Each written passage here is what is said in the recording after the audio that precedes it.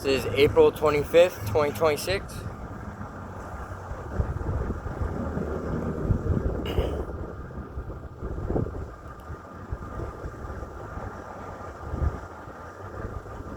Second Chronicles 32.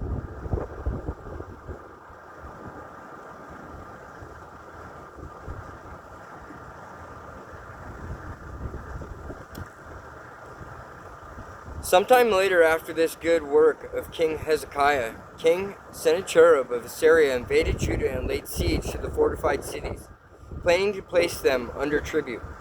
When it was clear that Sennacherib was intending to attack Jerusalem, Hezekiah summoned his princes and officers for a council of war, and it was decided to plug the springs outside the city. They organized a huge work crew to block them and to cut off the brook running through the fields. Why should the king of Assyria come and find water, they asked. Then Hezekiah further strengthened his defenses by repairing the wall wherever it was broken down, and by adding to the fortifications and constructing a second wall outside it. He also reinforced Fort Milo in the city of David and manufactured large numbers of weapons and shields. He recruited an army and appointed officers and summoned them to the plains before the city, and encouraged them with this address: "Be strong, be brave, and do not be afraid of the king of Assyria or his mighty army, for there is someone with us who is far greater than he is. He has a great army, but they are all mere men, while we have the Lord our God to fight our battles for us." This greatly encouraged them. Then King Sennacherib of Assyria, while still besieging the city of Lachish, sent ambassadors with this message to King Hezekiah and the citizens of Jerusalem. King Sennacherib of Assyria asks, "Do you think you can survive my siege of Jerusalem?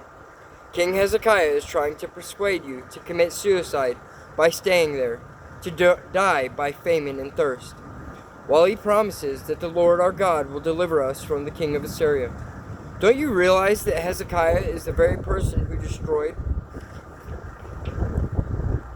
all the idols and commanded Judah and Jerusalem to use only the one altar at the temple and to burn incense upon it alone? Don't you realize that I and the other kings of Assyria before me have never yet failed to conquer a nation we attacked? The gods of those nations weren't able to do a thing to save their lands. Name just one time when anyone, anywhere, was able to resist us successfully. What makes you think your God can do any better? Don't let Hezekiah fool you. Don't believe him. I say it again. No God of any nation has ever yet been able to rescue his people from me or my ancestors, how much less your God." Thus the ambassador mocked the Lord God and God's servant Hezekiah, heaping up insults. King Sennacherib also sent letters scorning the Lord God of Israel. "The gods of all the other nations failed to save their people from my hand, and the God of Hezekiah will fail too," he wrote. The messengers who brought the letters shouted threats in the Jewish language to the people gathered on the walls of the city, trying to frighten and dishearten them. These messengers talked about the God of Jerusalem just as though he were one of the heathen gods, a handmade idol. Then King Hezekiah and Isaiah the prophet, son of Amos, cried out in prayer to God in heaven.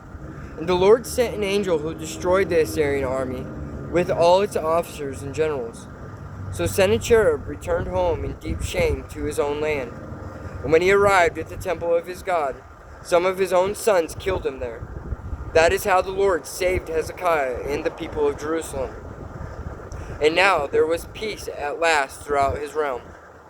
From then on, King Hezekiah became immensely respected among the surrounding nations, and many gifts for the Lord arrived at Jerusalem, with valuable presents for King Hezekiah too.